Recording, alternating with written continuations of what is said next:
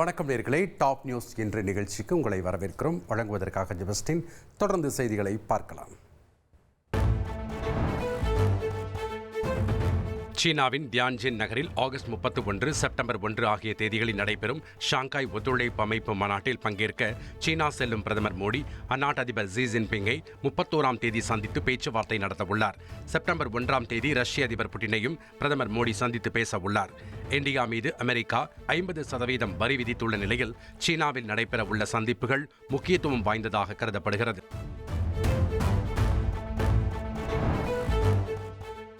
தமிழ்நாடு அரசு பணியாளர் தேர்வாணையம் நடத்திய குரூப் 1 முதல்நிலை தேர்வு முடிவுகள் தற்போது இணையத்தில் வெளியிடப்பட்டுள்ளது. தேர்வு நடத்தப்பட்ட 51 நாட்களில் தேர்வு முடிவுகள் வெளியிடப்பட்டுள்ளதுடன் 1843 பேருக்கு குரூப் 1 முதன்மை தேர்வினை எழுதுவதற்கும் 22 பேருக்கு குரூப் 1A முதன்மை தேர்வினை எழுதவும் அனுமதி அளிக்கப்பட்டுள்ளது. குரூப் 1 பிரிவில் 78 காலி பணியிடங்களுக்கும் குரூப் 1A பிரிவில் 2 இடங்களுக்கும் மாநிலம் முழுவதும் ஜூன் 15ஆம் தேதி தமிழகத்தில் 44 இடங்களில் நடைபெற்றது. இந்த தேர்வை 2.49 லட்சம் பேர் எழுத அனுமதிக்கப்பட்ட நிலையில் தேர்வை கண்காணிக்க முதன்மை கண்காணிப்பாளர்களாக 987 பேர் செயல்பட்டனர். இதில் முதன்மை தேர்விற்கு குரூப் 1 அடங்கிய 78 பதவிகளுக்கு 1843 பேர் தகுதி பெற்றுள்ளவர்களின் பதிவு எண் வெளியிடப்பட்டுள்ளது. அதேபோல் குரூப் 1A பதவியில் 2 இடங்களுக்கு 22 பேரும் முதன்மை தேர்விற்கு தகுதி பெற்றுள்ளனர். தகுதி பெற்றவர்களுக்கு சென்னையில் டிசம்பர் 1ஆம் தேதி முதல் 4ஆம் தேதி வரையில் தேர்வு நடத்தப்படும் என்றும் தேர்வர்கள் தங்களின் சான்றிதழ்களை ஸ்கேன் செய்து செப்டம்பர் 3ஆம் தேதி முதல் 12ஆம் தேதிக்குள் பதிவேற்றம் செய்ய வேண்டும் என்றும் தெரிவிக்கப்பட்டுள்ளது. முதன்மை தேர்விற்கு ஒரு பணியிடத்திற்கு 20 நபர்கள் வீதம் அழைக்கப்பட்டுள்ளனர் என தமிழ்நாடு அரசு பணியாளர் தேர்வாணையம் அறிக்கை வெளியிட்டுள்ளது. இந்தியா மீது அமெரிக்க அதிபர் டொனால்டு டிரம்ப் விதித்த 50% வரியால் திருப்பூரில் 7 லட்சம் தொழிலாளர்கள் வேலையிழக்கும் அபாயம் ஏற்பட்டிருப்பதாக ஆயத்த ஆடை பணியாளர்கள் தெரிவித்துள்ளனர். தொழில் பாதிக்கும். இதை நம்பியுள்ள லட்சக்கணக்கான தொழிலாளர்களுக்கும் வேலை வாய்ப்பு இழக்கிற அபாயம் இருக்கு. இதுக்கு மத்திய அரசு ஏதோ போர்க்கால அடிப்படையில அமெரிக்காவுடைய ஒரு நல்ல ஒரு உறவுகை, அதாவது மேன்மைப்படுத்துற மாதிரி ஒரு சூழல் உருவாகணும், மாறணும். இதுக்கப்புறம் இந்த 25 + 25 50%ங்கிறப்போ 119 ரூபாய்க்கு அவங்க இது பண்ண ஆடை அவங்களோட நுகர்வு பண்ண ஆடை இப்போ 169 ரூபாய். இது காட்டனுக்கு. இதே பாலிஸ்டருக்கு போச்சு அப்படின்னா இதே பாத்தீங்கன்னா முதல் 132 ரூபா 100 ரூபா ஆடை 32% டேக்ஸோட பண்ணிட்டு இருந்தவங்க இப்போ 50% டேக்ஸ் எச்சானனால 182 ரூபா கொடுத்து வாங்கக்கூடிய நிலைமைக்கு தள்ளப்பட்டிருக்கிறாங்க. இது அங்க அவங்க என்ன பண்ணுவாங்க, இதுக்கு இந்த வரி உயர்வு கஸ்டமருக்கு தான் அவங்க இது பண்ண முடியும். உடனடியாக 50% விலை உயர்வு யாருமே அக்செப்ட் பண்ணி அதை பொருளை வாங்கி போடக்கூடிய நிலைமையில யாருமே இருக்க மாட்டாங்க. இப்போ அமெரிக்க ஜனாதிபதி விதிச்சிருக்க இந்த 50% வரி தொழில்துறையை ரொம்ப பாதிக்கிற மாதிரி இருக்குது. இதனால நாங்கள் வாங்கி வச்சிருக்க கடன், வீட்டு லோன் இதெல்லாம் கட்டுறதுக்கெல்லாம் ரொம்ப சிரமமாயிடும். திருப்பூரில் வேலை நிலவரம் ரொம்ப கம்மியாயிட்டே வருது. இப்படியே போயிட்டு இருந்தால் பல லட்சக்கணக்கான தொழிலாளர்களோட வாழ்வாதாரம் ரொம்பவே பாதிக்கப்படுங்க. இது வரைக்குமே 5 லட்சத்துல இருந்து 7 லட்சம் பேர் பாதிக்கப்பட்டு அவங்கவுங்க சொந்த ஊருக்கு திரும்பக்கூடிய சூழ்நிலை வந்துடுச்சு. அப்ப என்ன செய்யணும்? இது அரசாங்கம் தான் பார்த்து நல்ல ஒரு முடிவு எடுத்து எங்களை மாதிரி தொழிலாளர்களும் சரி, இந்த தொழில்துறையில இருக்கக்கூடிய முதலாளிகளும் சரி, எல்லாருக்கும் நற்பலனை உருவாக்குறதுக்கு நம்ம அரசாங்கம் ரொம்ப சிறப்பா நடவடிக்கை எடுக்கணும்னு சொல்லிட்டு கேட்டுக்கொள்கிறேன். அமெரிக்காவின் கூடுதல் வரி விதிப்பு விவகாரத்தில் மத்திய அரசு தக்க நடவடிக்கை எடுக்க வேண்டும் என முதலமைச்சர் மு க ஸ்டாலின் வலியுறுத்தியுள்ளார்.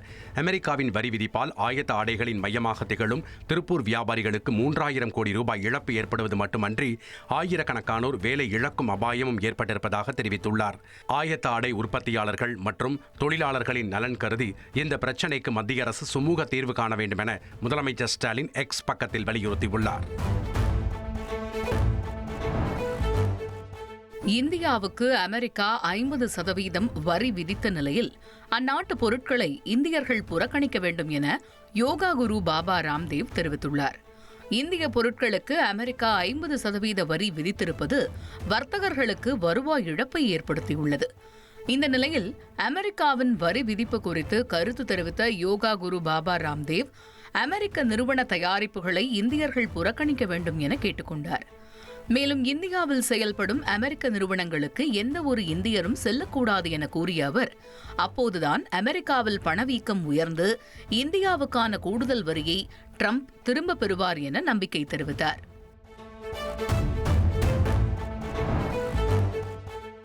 ஆளுநரும் மாநில அரசும் ஒரே உரையில் இரு கத்திகளாக இருக்க முடியாது என உச்சநீதிமன்றத்தில் தமிழக அரசு வாதத்தை முன்வைத்துள்ளது. ஆளுநருக்கு எதிராக தமிழக அரசு தொடர்ந்த வழக்கில் மாநில அரசு அனுப்பும் மசோதாவுக்கு குடியரசுத் தலைவரும் ஆளுநரும் 3 மாதங்களில் முடிவெடுக்க வேண்டும் என உச்சநீதிமன்றம் அறிவுறுத்தியது.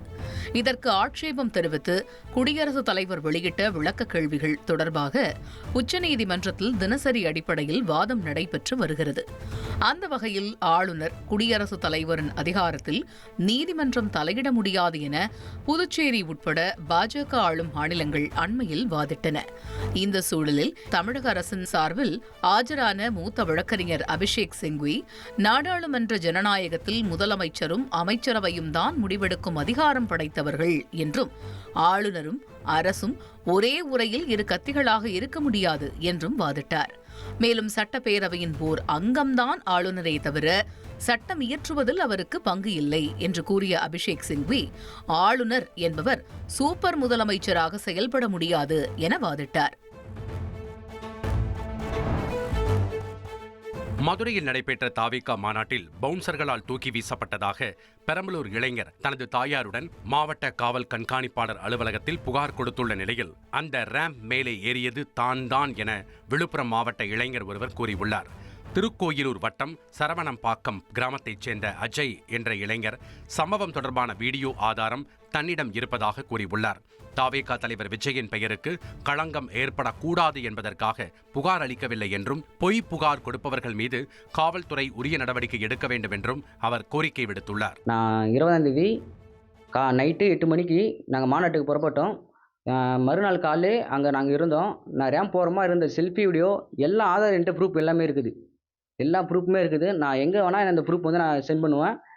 நான் அந்த மேலே ரேம்ப் மேலே ஏறி ஓடுறது நான் தான். அது பவுன்சர் எனக்கு தூக்கி போட்டுருவார். நான் கீழே தூக்கி போட்டோன்னே நான் கெட்டியமாக கம்மியாக பிடிச்சிக்குவேன். ஆனால் வந்து நான் அப்போ வந்து தூக்கி போட்டோன்னே பவுன்சர் ரெண்டு வந்து அந்த இன்னொரு பவுன்சர் ஆப்போசிட்டில் போகிற ஒரு ரெண்டு சாரி கேட்பாரு. தளபதி வந்து பின்னாடி வான்னு அந்த பவுன்சர் திட்டுவார். பின்னாடி வந்துடுவாங்க. இது எல்லாமே நான் எவிடன்ஸ் எல்லாமே வச்சுக்கிறேன். இப்போ வந்து பொய்யா இந்த நியூஸ் எல்லாம் பரப்புறாங்க. அவங்க மேலே நடவடிக்கை எடுக்கணும். சத்தீஸ்கர் மழை வெள்ளத்தில் சிக்கி திருப்பத்தூர் மாவட்டத்தைச் சேர்ந்த கணவன், மனைவி மற்றும் குழந்தைகள் உட்பட 4 பேர் பரிதாபமாக உயிரிழந்துள்ளனர். பாரண்டப்பள்ளி கிராமத்தைச் சேர்ந்த ராஜேஷ்குமார் என்பவர் சத்தீஸ்கர் மாநிலத்தில் 15 வருடங்களாக குடும்பத்துடன் வசித்து வந்தார். இந்நிலையில் சத்தீஸ்கரிலிருந்து சொந்த ஊர் திரும்பிய போது எதிர்பாராத விதமாக டர்பந்தனா என்ற இடத்தில் மழை வெள்ளத்தில் அவர்கள் வந்த கார் அடித்து செல்லப்பட்டது. இதில் 4 பேரும் உயிரிழந்த நிலையில் அவர்களது உடல்களை சொந்த ஊருக்கு கொண்டு வர நடவடிக்கை எடுக்கப்பட்டுள்ளது. காலையில பேசுறானா அவங்க ஊத்தங்கரையா? ஆமா. பவித்ரா அவங்க அம்மா. அம்மா நான் மக ராஜேஷ் அம்மா. என் மகன் மருமக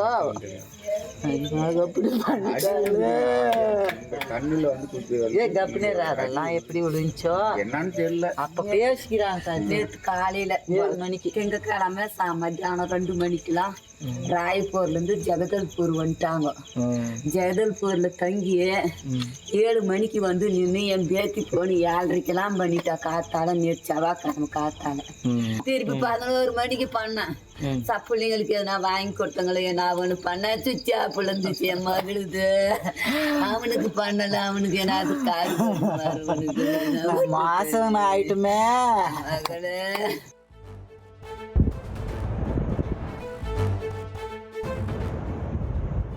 ஜம்மு காஷ்மீரில் தொடர்ந்து கனமழை பெய்து வரும் நிலையில் சலால் அணை திறக்கப்பட்டு கரையோர மக்களுக்கு வெள்ள அபாய எச்சரிக்கை விடுக்கப்பட்டுள்ளது.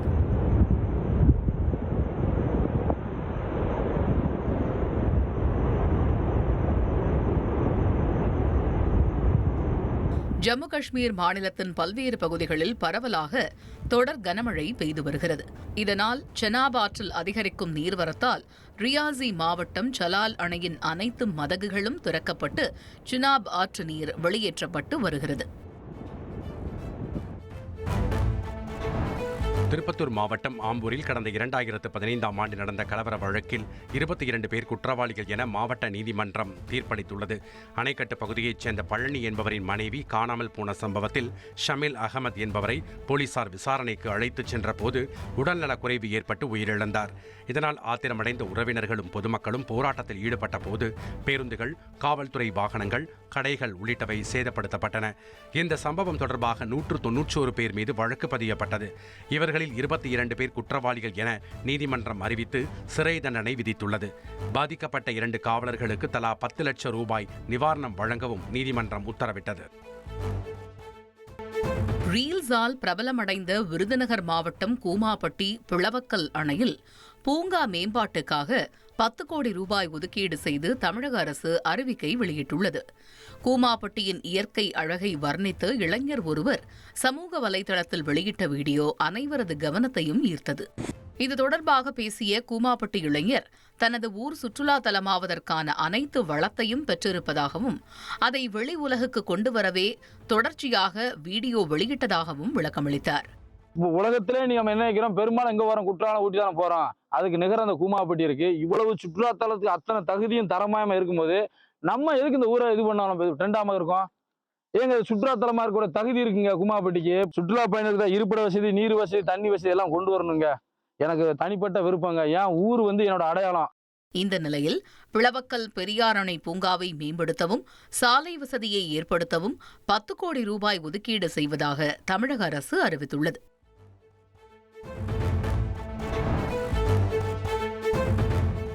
கடைகள் மற்றும் வணிக நிறுவனங்கள் ஆண்டு முழுவதும் 24 மணி நேரமும் திறந்திருக்க அனுமதி அளித்து பிறப்பிக்கப்பட்ட அரசாணை குறித்து அனைத்து காவல் நிலையங்களுக்கும் தெரிவிக்குமாறு சென்னை உயர்நீதிமன்றம் உத்தரவிட்டுள்ளது. இரவு நேரங்களில் கடைகளை மூடும்படி காவல்துறையினர் நிர்பந்திப்பதாக கூறி வழக்கு தொடரப்பட்டது. இந்த வழக்கை விசாரித்த நீதிபதி 24 மணி நேரம் கடைகளை திறந்து வைக்கலாம் என்ற அரசாணை குறித்து அனைத்து காவல் நிலையங்களுக்கும் தெரிவிக்குமாறு தமிழக டிஜிபிக்கும் சென்னை காவல் ஆணையருக்கும் உத்தரவிட்டுள்ளார்.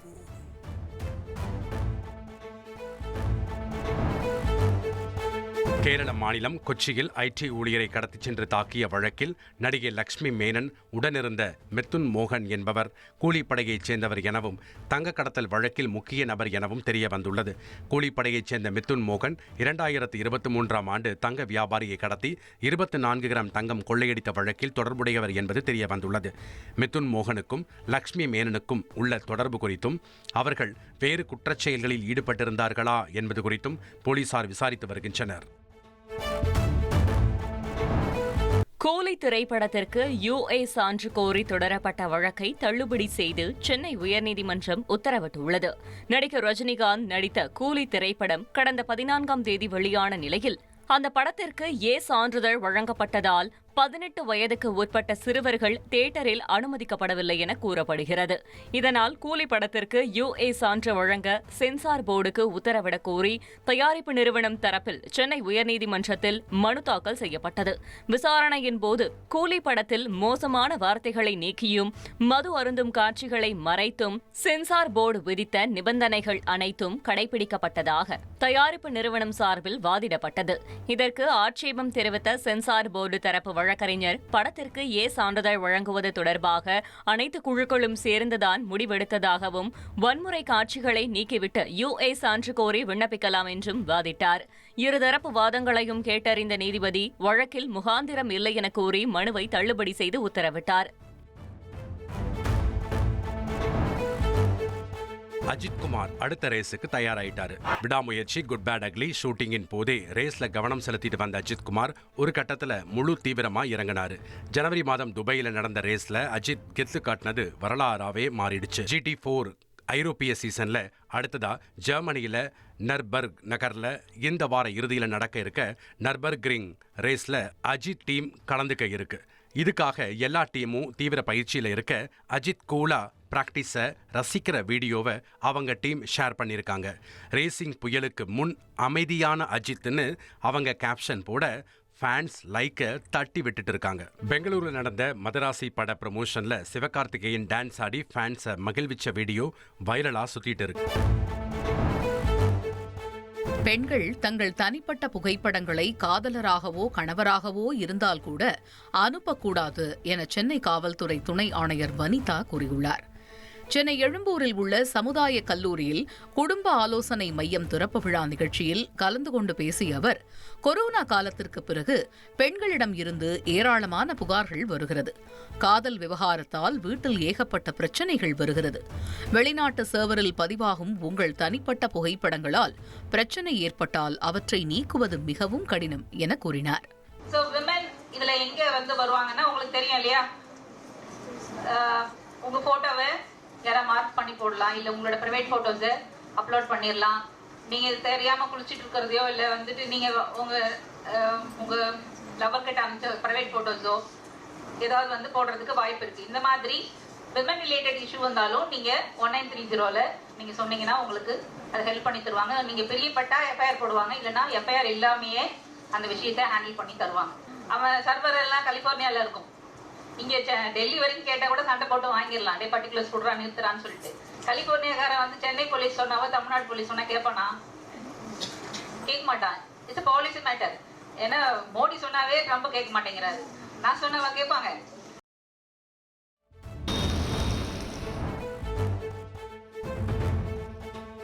இணையத்தில் பரவிய பெண் வழக்கறிஞரின் அந்தரங்க வீடியோக்களை முடக்கினாலும் தமிழகத்தில் மட்டும் எப்படி தொடர்ந்து பரவி வருகிறது என சைபர் கிரைம் காவல்துறைக்கு சென்னை உயர்நீதிமன்றம் கேள்வி எழுப்பியுள்ளது. பெண் வழக்கறிஞரின் அந்தரங்க வீடியோக்களை இணையத்தில் இருந்து நீக்க கோரி அவர் தொடுத்த வழக்கு சென்னை உயர்நீதிமன்றத்தில் மீண்டும் விசாரணைக்கு வந்தது.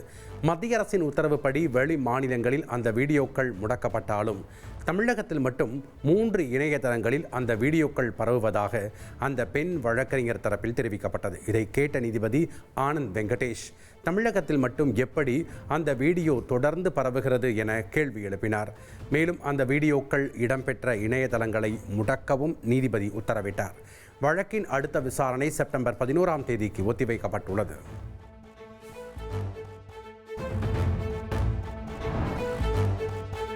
அம்பை அருகே தெருவில் நடந்து சென்ற சிறுவனை தெருநாய்கள் துரத்தி கடிக்கும் வீடியோ வைரலாகி வருகிறது.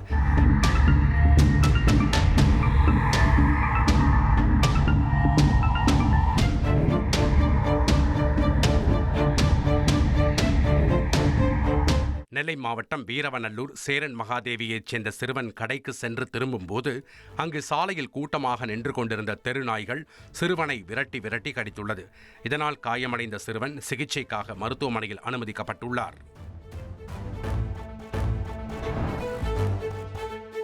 புனித ஆரோக்கிய அன்னை பேராலய திருவிழா கொடியேற்றத்தை காண லட்சக்கணக்கான பக்தர்கள் குவிந்தனர்.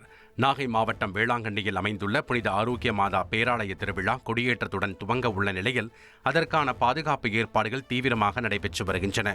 தமிழகம் மட்டுமல்லாமல் இந்தியாவின் பல மாநிலங்களிலிருந்தும் வெளிநாட்டிலிருந்தும் பக்தர்கள் வந்த வண்ணம் உள்ளதால் வேளாங்கண்ணியில் கூட்டம் அலைமோதுகிறது.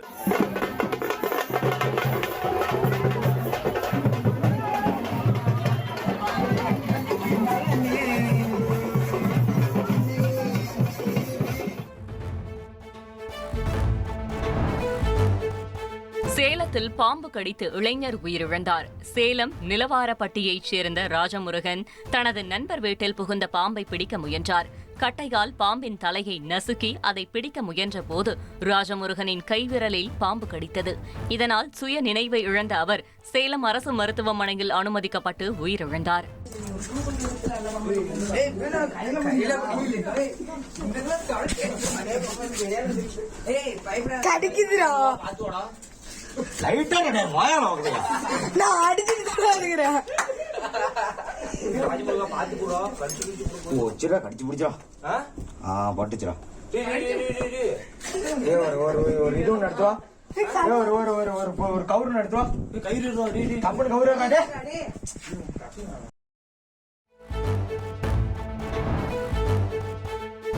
உலக பேட்மிண்டன் சாம்பியன்ஷிப்பில் இந்திய நட்சத்திர வீராங்கனை PV சிந்து காலிறுதிக்கு தகுதி பெற்று அசத்தியுள்ளார். பாரிஸில் நடைபெற்ற காலிறுதிக்கு முந்தைய சுற்றில் உலகின் 2வது நிலை வீராங்கனையான சீனாவின் வாங் ஷியை சிந்து எதிர்கொண்டார். தொடக்க முதலே ஆக்ரோஷமாக விளையாடிய PV சிந்து 21-19, 21-15 என்ற நேர் செட்களில் எளிதில் வெற்றி பெற்றார். மொத்தம் 48 நிமிடங்களே இந்த போட்டி நீடித்த நிலையில் சிந்துவின் அபார ஆட்டத்தை ரசிகர்கள் வெகுவாக பாராட்டி வருகின்றனர். இது மட்டுமின்றி தொடர் தோல்விகளால் பின்னடைவை சந்தித்து வந்த சிந்துவிற்கு இதுபோன்ற வெற்றி மிகுந்த ஊக்கமளிக்கும் என விளையாட்டு ஆர்வலர்கள் பதிவிட்டு வருகின்றனர். காலிறுதிச் சுற்றில் இந்தோனேஷிய வீராங்கனை PK வர்தானியை எதிர்கொள்ள உள்ளார்.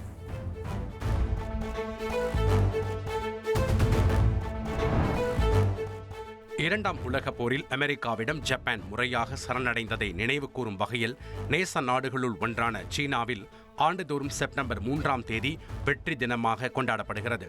இந்த வெற்றி தின கொண்டாட்டத்தின் போது நடைபெற இருக்கும் சீன ராணுவ அணிவகுப்பில் வடகொரிய தலைவர் கிம் ஜாங் உன் மற்றும் ரஷ்ய அதிபர் விளாடிமிர் புட்டின் கலந்து கொள்ள இருப்பதாக சீன அரசு ஊடகங்கள் தெரிவித்துள்ளன.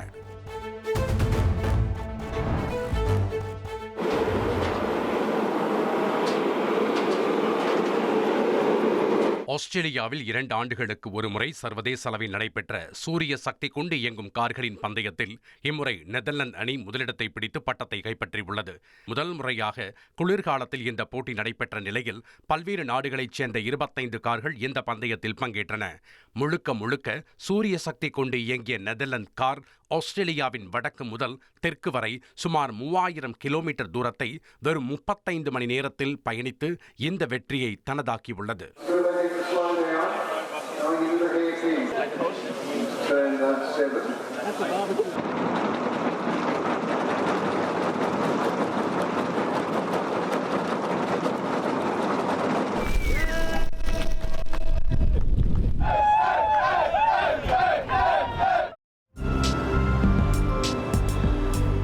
வடக்கு இத்தாலியில் உள்ள ஆப்பிள் விவசாயிகள் தாங்கள் அறுவடை செய்த ஆப்பிள்களை மலைகளில் இருந்து கீழே இறக்குவதற்கு கேபிள் கார்களை பயன்படுத்தி வருகின்றனர்.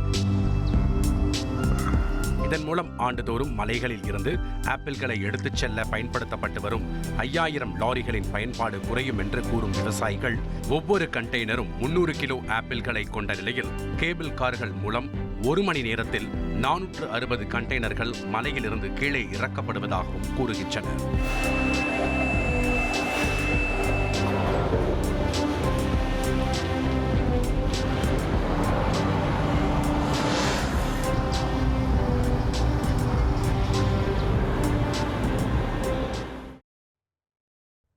டாப் நியூஸ் இன்று நிறைவு பெறுகிறது. நன்றி, வணக்கம்.